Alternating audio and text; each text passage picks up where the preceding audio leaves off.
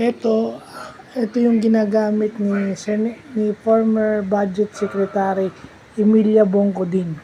So ito ata yung Budget Secretary ni President GMA, former President Gloria Macapagal Arroyo.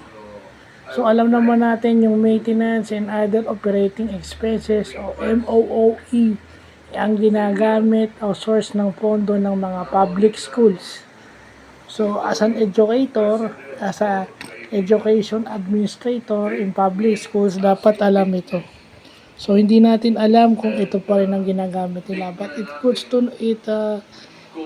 mas maganda na for informational purposes or for educational purposes, nalaman natin tong Bongcodin's formula.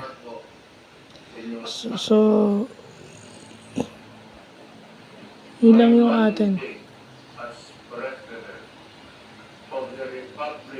Yun na yun. Was to protect the country and the Filipino people.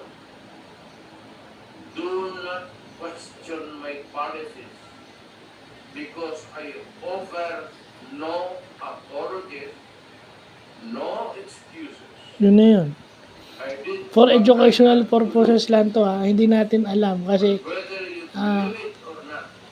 Secretary Bongcodin is an accountant ata, The war on or business, isa siya sa mga business persons ng Arroyo administrations. protecting So yun lang po.